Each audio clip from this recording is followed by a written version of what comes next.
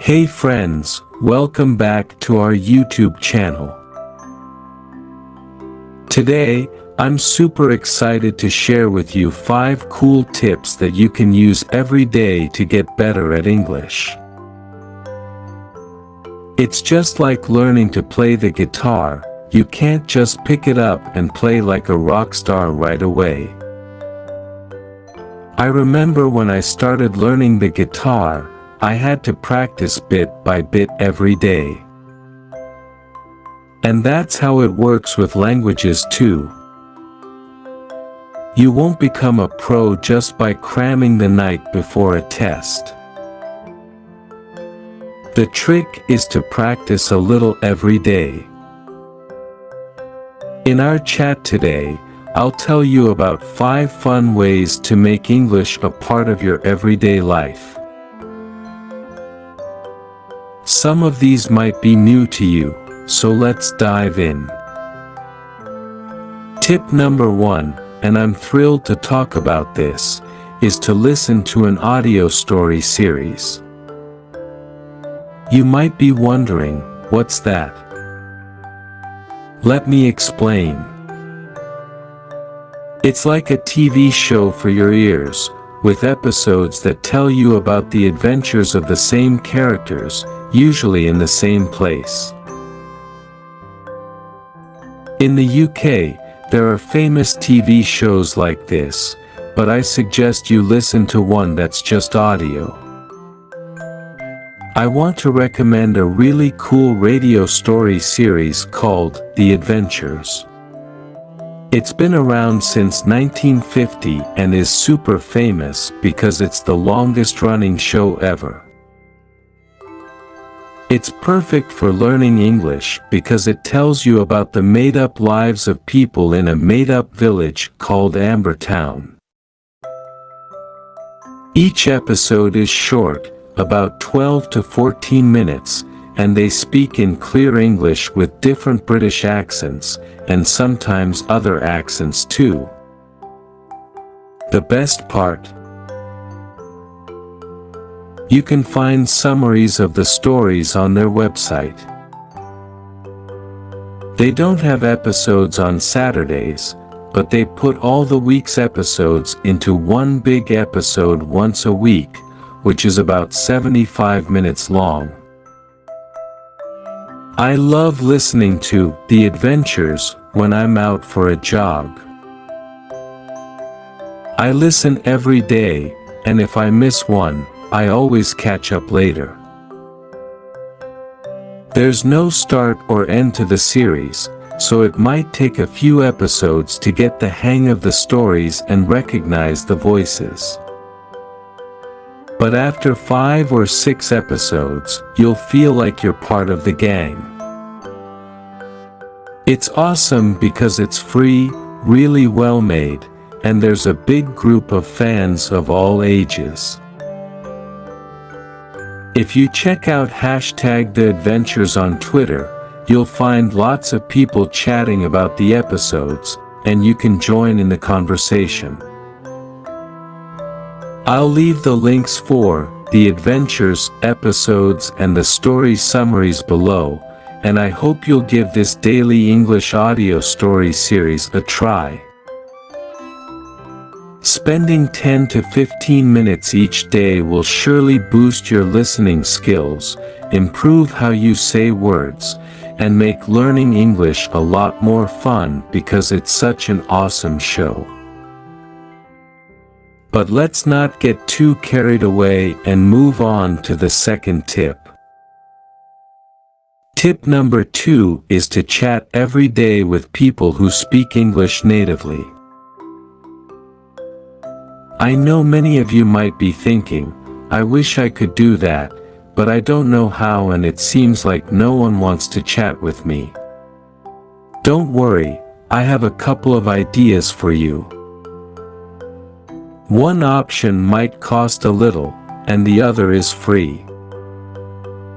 The best plan, in my opinion, is to mix paid lessons with free language exchange sessions. This way, You can use what you've picked up from chatting with others and check it with a teacher. It adds an extra layer of confidence to make sure you're on the right track. Now, let's jump to tip number 3. Set a daily goal for learning new words. Aim to learn a certain number of words every day. This tip is super important and it connects to tip number 4, which I'll talk about in a bit. I've told you before about keeping a word diary, or a list on your phone. Carry it with you and always ask yourself, do I know this word in English? Like if you see a tree, ask yourself if you know the name of that type of tree in English. If not, jot it down in your language, and at the end of the day, look up all these words and learn their English equivalents. This practice will train your brain to always be eager to learn English. After a few weeks, you'll find yourself constantly on the lookout for new words to learn, even ones you didn't realize you didn't know. And this leads us to tip number 4. Keep a daily journal, but with a twist.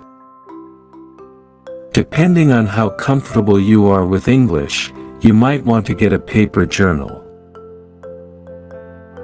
If you're like me and get really tired in the evening, you might prefer a weekly planner that shows all 7 days on 2 pages. Write 3 or 4 sentences about your day in each space, using the new words you've learned.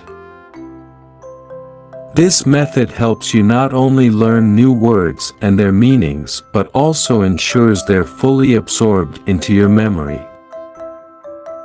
Plus, writing them down before bedtime helps them stick even better. Now, let's rephrase this part too. When you wake up each morning, take a quick look at what you wrote down the night before.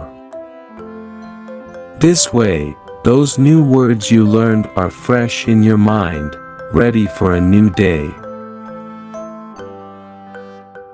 It's a really cool trick because it helps you learn more words, get better at writing, and even reading. If you look up how to say the words, your speaking and listening will get better too. And if you talk with English teachers, they can help you fix any mistakes in your writing. Imagine showing them 2 pages of your writing every week for them to check. Doing this daily will really boost your English skills. Now, for the final tip, number 5, try translating things you're curious about every day. I know many of you want to think directly in English and stop translating, but trust me, translating is super important when learning a language, especially about stuff you like. It's great to see how things are said in different languages, and translating helps with that. The coolest part: you can practice translating for free right here on YouTube. Find YouTubers you enjoy who talk about things you're into, like photography, tech, pets, or makeup. You can help by translating their video subtitles. Under my videos, there's a link where you can add translations in your language. It's awesome because it helps my videos reach more people, and you get to show off your translation skills. You can even get your name mentioned under the video, which is pretty neat. You can practice by translating from your language to English, or the other way around. Both are great ways to work on reading and translating. I'll share more info about community subtitle translations below. Alright, we've covered all 5 tips. I hope you've learned something cool. Don't forget to check out the subtitle info and my social media pages. I've got Facebook, Instagram, and Twitter. See you soon for another lesson. And. Do not forget to subscribe.